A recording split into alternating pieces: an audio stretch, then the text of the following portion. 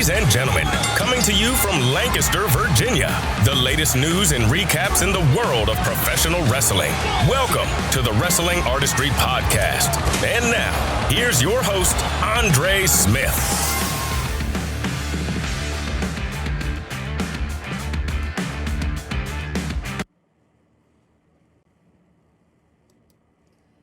Hello, everyone, and welcome to the 19th edition of the Wrestling Artistry Podcast.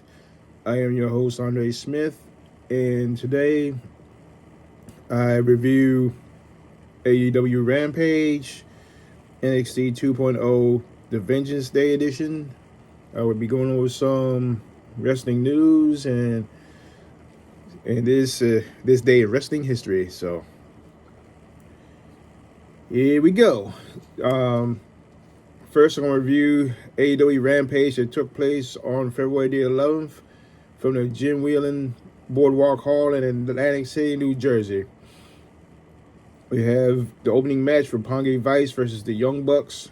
This was a rivalry from New Japan that has been rekindled in AEW, at least for this night. At one point, the Bucks appeared to be frustrated and went to leave. As the Vice chased after the Bucks, they got greeted with a super kick party, then proceeded to run back to the ring to try for a count-out victory, but to no avail. The Bucks outside the ring stared down Orange Cassidy, who decided to go underneath the ring. As the Bucks looked on, a lazy thumbs up appeared from under the ring, which is one of Orange Cassidy's trademarks. As the Bucks pulled their hand from under the ring, it turned out to be none other than Danhausen, who proceeded to curse the Bucks to an awesome pop from the crowd. Side programming note, AEW Rampage is coming Friday. Will air at 7 p.m. Eastern Standard Time, 4 p.m. Pacific Standard Time, due to sports. The Bucks did the trademark best friends hug, which was answered with a double hurricanrana courtesy of Rocky Romero. Trent hits a half-and-half suplex onto Matt Jackson outside the ring. Added some hard-hitting action, the Bucks hit their double knee strike to Romero for the win. Ricky Starks makes the FTW champion, makes an announcement saying that Powerhouse Hobbs will face Dante Martin in a Face the Revolution qualifying match. Tony Schiavone interviews Bryan Danielson, the American Dragon.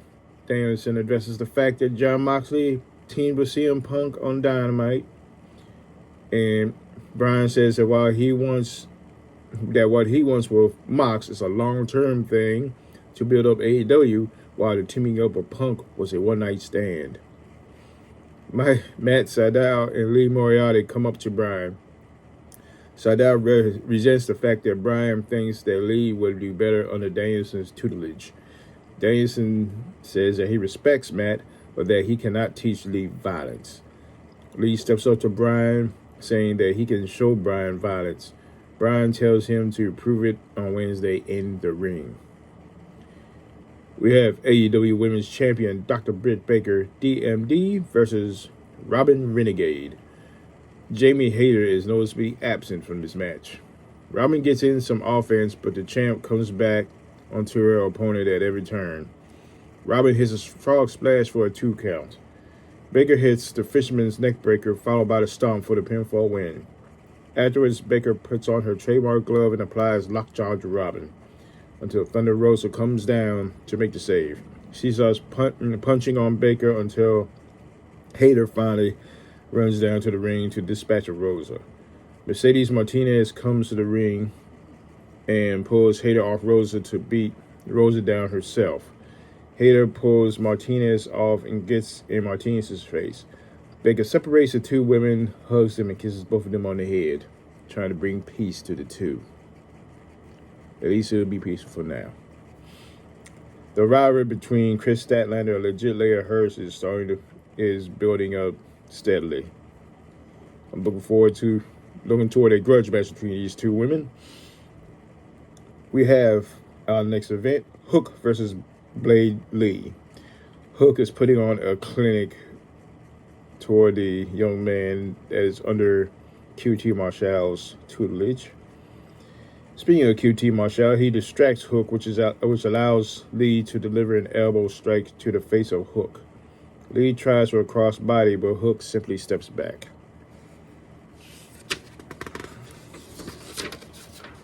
And after some devastating cross faces, Hook locks in Red Rum for the tap out. And for our main event for this show, we have the AEW World Tag Team titles up for grabs as the champs, Jurassic Express, goes up against the Gunn Club. Jungle Boy busts out the crotch chop early in the match, which, yeah, there's some nostalgia there. And there's a rub in the face to Billy Gunn. Jungle Boy also busts out his incredible arsenal of moves while Luchasaurus follows up with his powerful array of slams and chops. Jungle Boy gets clotheslined out of his boots by Colton Gunn as the Gunn Club take control.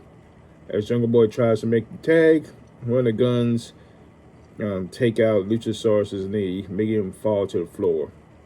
Luchasaurus delivers a choke slam followed by a standing moonsault for a 2 count. Jungle Boy went for a dive but accidentally hit Luchasaurus. Jungle Boy gets hip tossed to the floor, and after some more back and forth action, Jungle Boy hits Kill Switch, Christian Cage's move, to retain the belts.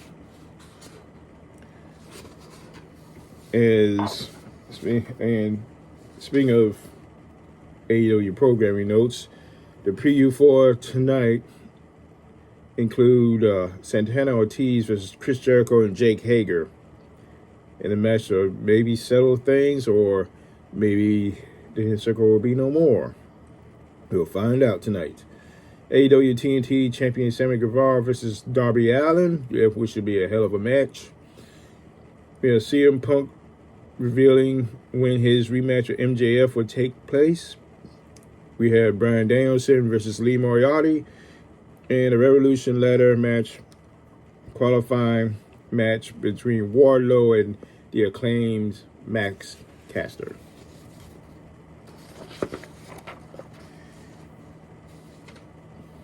Speaking of AEW, I'll get back to some news related to that in a little bit. But next up, we have WWE NXT 2.0 Vengeance Day that occurred on February the 15th, as of this recording, yesterday. The show starts off with a weaponized cage match between Pete Dunne and Tony D'Angelo. Dunne is tearing into Tony early, ramming him to the steel cage and hitting him with a steel chair. D'Angelo comes back with a takedown and a suplex, followed by a kendo stick shot. Dunne smashed Tony's hand in the toolbox. Tony comes back and hits a superplex or a near fall. Tony zip ties Dunne's wrists together, giving him a distinct advantage. Dunne gets Tony in a Dragon Sleeper, and while he had his hands tied up, which was pretty cool, he had to get some cutters to free himself, also freeing Dunne's hands. Dunne powerbombs Tony through a table for a near fall. Dunne levels Tony with a cricket bat in the bitter end for a very near fall. I thought that was the end of the match right there. But Tony comes back, low blows Dunne, and hits the Fisherman Buster for another close fall. Dunne hits D'Angelo with a crowbar twice and hits a second bitter end for finally the pinfall win. They show a vignette with Raquel Gonzalez putting Cora Jade through a rigorous training session to get ready for the Women's Dusty Rhodes Tag Team Classic. Speaking of tag teams, we have an NXT Women's Tag Team title match as Gigi Dolan and JC Jane of Toxic Attraction goes up against Indy Hartwell and Persia Pirotta. Toxic Attraction jumps the challengers before the bell. The challengers come back before Mandy distracts Indy. Before adding more interference, the ref ejects Mandy Rose, the NXT Women's Champion, from the match. Persia tags in and overpowers Dolan. Persia some more drops Dolan and Jane at the same time, which was impressive. Persia gets ran into the ring steps, just taking her out. Indy tries to hold her own, but is overmatched by the champs as Toxic Attraction hits Indy with back-to-back kicks for the pinfall win. Wendy Chu asked Dakota Kai to be her partner for the Dusty Classic. Kai has to talk it over with her counsel, a.k.a. herself. Grayson Waller prepares to have LA Knight arrested. Then we have Briggs and Jensen talking about Jensen's date. Jensen basically said that Caden Carter looked at him like a baby brother, a.k.a. he got put in the friend zone. Poor fella. LA Knight is out in the ring. Before he says anything, Waller comes out to try to get Knight cuffed and arrested and stuffed in the paddy wagon, whatever you want to call it. After Waller shows his video evidence, LA says that he has some video evidence of his own, basically showing Waller attacking Knight, thus debunking the restraining order. So, in the next episode of NXT, it will be LA Knight versus Grayson Waller finally. Hartwell and Persia talk about their loss earlier. Dexter Lumis comes out and he leaves with Indy. Duke Hudson comes out to see Persia, who leaves with him. Well, you see what's going on there. Tommaso Ciampa cuts an impassioned promo about his loyalty to NXT in the appearance of Dolph Ziggler last week. NXT North American title match. We have Carmella Hayes, the champion, defending against Cameron Grimes. Both men start out very carefully, trying not to make a mistake. Cameron tries to take control, but Trick Williams distracts him, thus making the way for Hayes to take the advantage. After going toe-to-toe, Grimes takes control, hitting a side effect for a 2 count. Grimes hits a Poison Rana and a crossbody for a near fall. Grimes hits a cave-in to Trick outside the ring, but gets run to the barricade by Hayes. Hayes hits a flying head scissors for a 2 count, but transitions to a crossface quickly. Hayes hits his top rope leg drop for the pinfall win. Thought it was a pretty good match, and I see big things for Carmelo. Next up, we have the finals of the Dusty Rhodes Tag Team Classic. As the Creed brothers go up against MSK. MSK looking to repeat as Dusty Classic winners here. Malcolm Bivens held up a towel, John Cena style, when the Creed brothers gearing to make their entrance, saying never give up.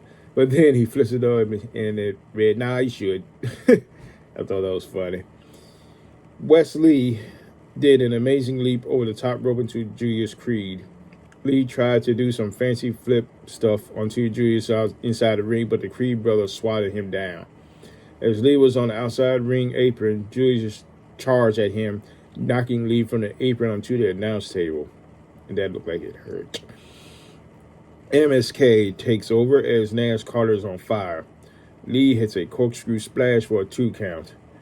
Nash tried for a dive to the outside of the ring, but Julius caught him and drove him into the floor.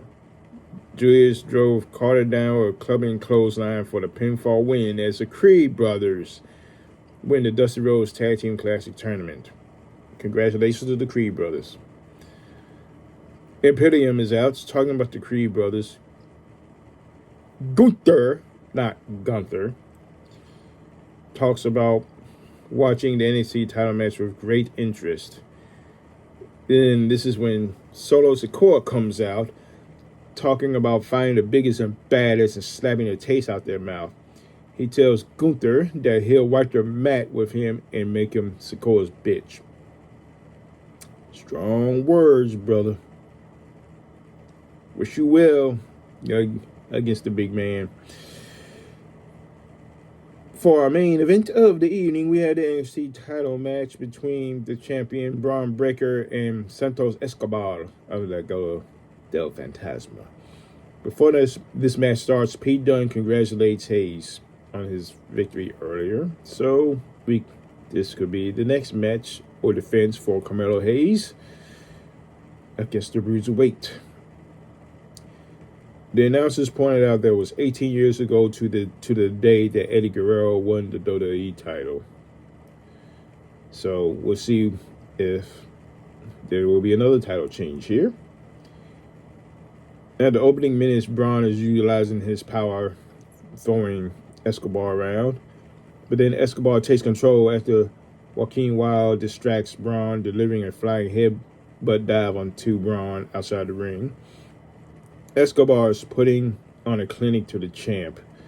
The rest of Legado distract Braun, and as Electra Lopez distracts the ref, Dolph Ziggler super kicks Braun, and Santos makes the cover. Braun kicks out at the last minute. Ziggler tries to enter the ring, but Tommaso Ciampa drags Ziggler out of the ring. They start brawling. Back to the match. Escobar hits a tornado DDT, then tries for a top rope splash. But Braun moves out of the way, and then Breakker comes back with a spear. Then hits his power slam finisher to retain the title. I thought this was a pretty good show. I admit I was kind of worried how some of these special matches, shows would go after the changeover to 2.0, but I don't think they've been too bad so far. I admit I still miss the black and gold NXT though,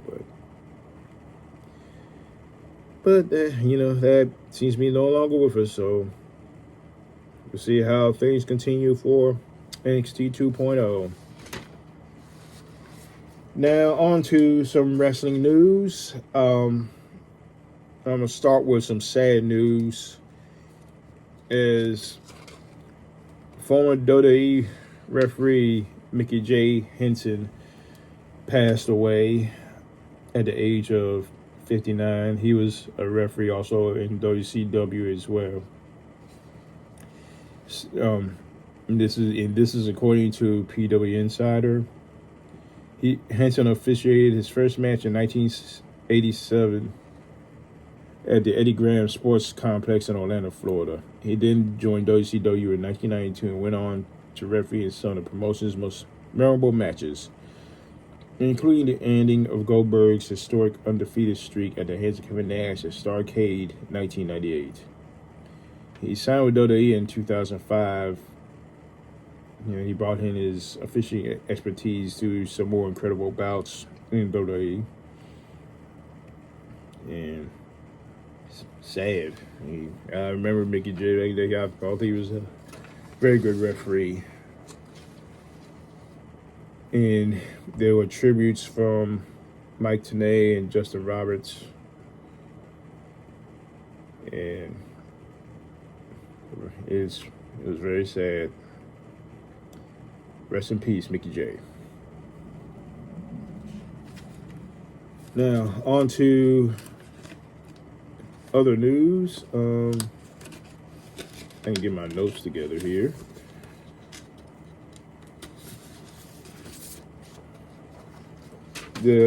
Probably one of the biggest news stories circulating the wrestling industry is Cody and Brandy Rhodes apparently are making the exit from AEW, which completely caught me off guard. AEW President Tony Khan posted the following on Twitter yesterday. And he said, Cody and Brandy Rhodes were integral to the launch of All Elite Wrestling. Cody's ability combined with his boldness and his passion for our industry and his love for community outreach helped AEW deliver on our mission to give fans what they needed for fans too long. Something new, innovative, and lasting.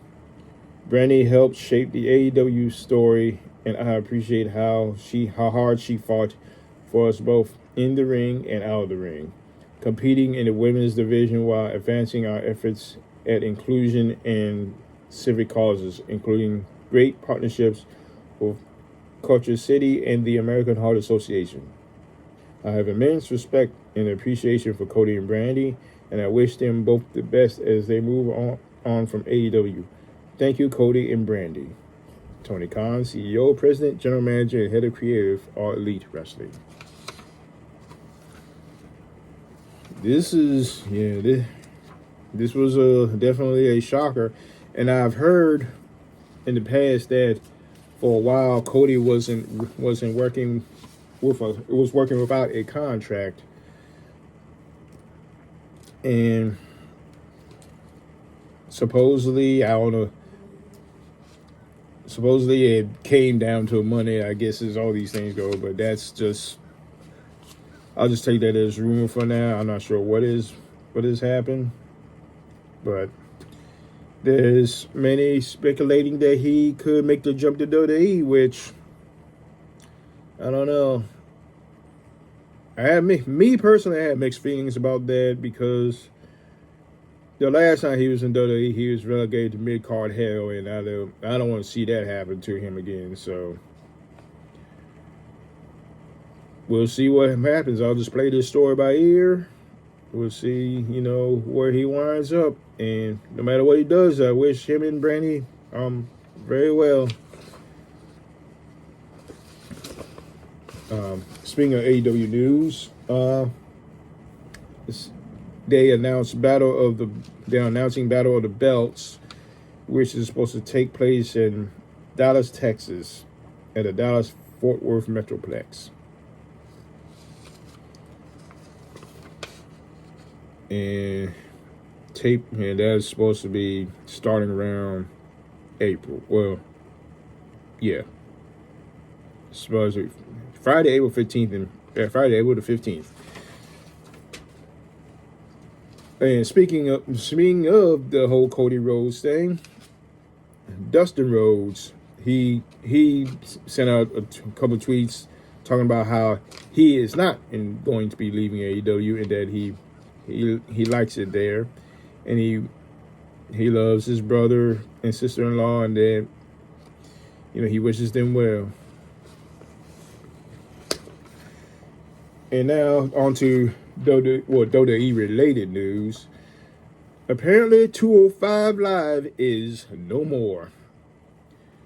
In its place, let's see. Again, according to a PW Insider,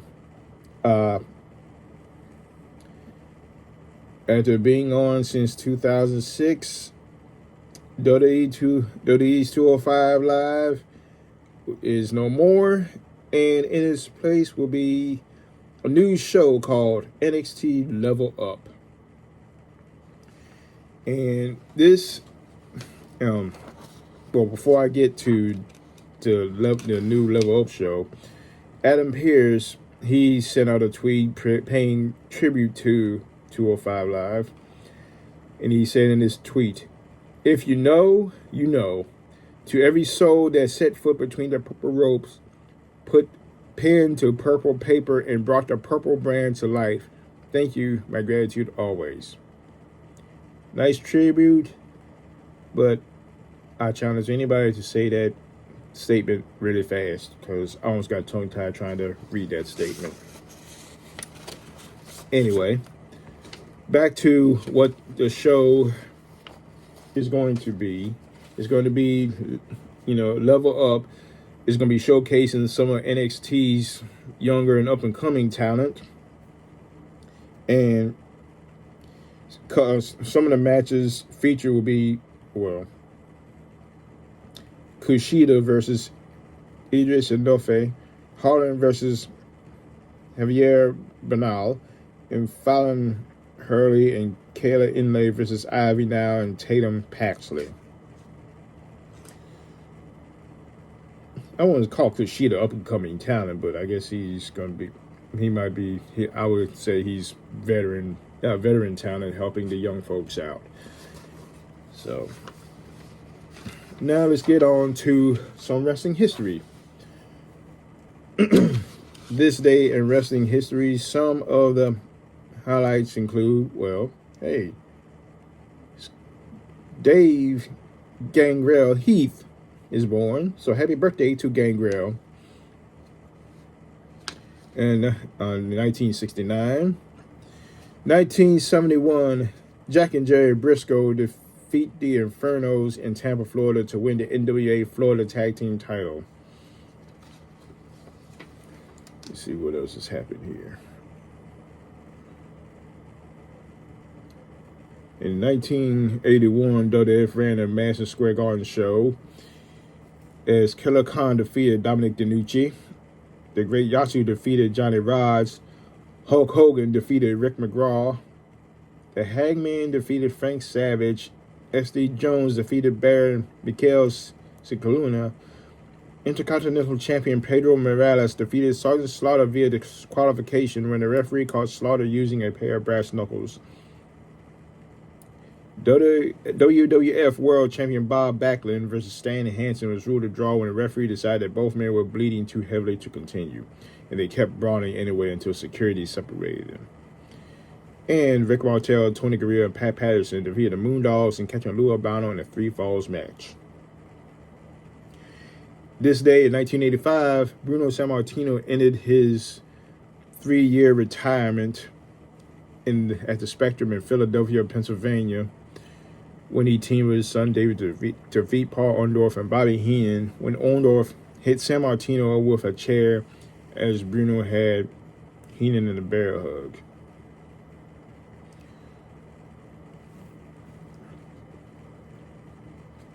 Let's see what else here that has happened of note.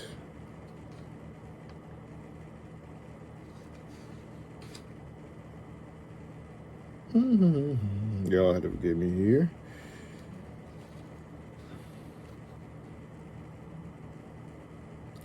$1989, Ted DiBiase made his first defense of his $1 million belt, defeating the Blue Blazer, the late great Owen Hart, with a power slam as Blazer attempted a flying body press.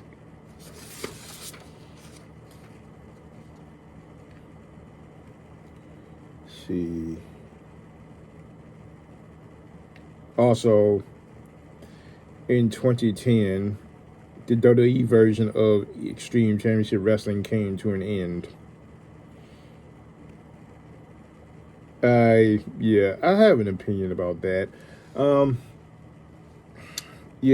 version of ECW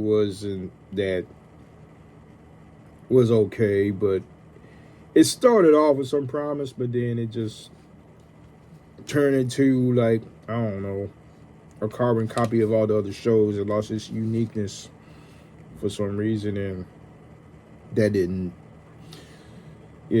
sit too well with me. But that's pretty much some of the more notable things in today in wrestling history.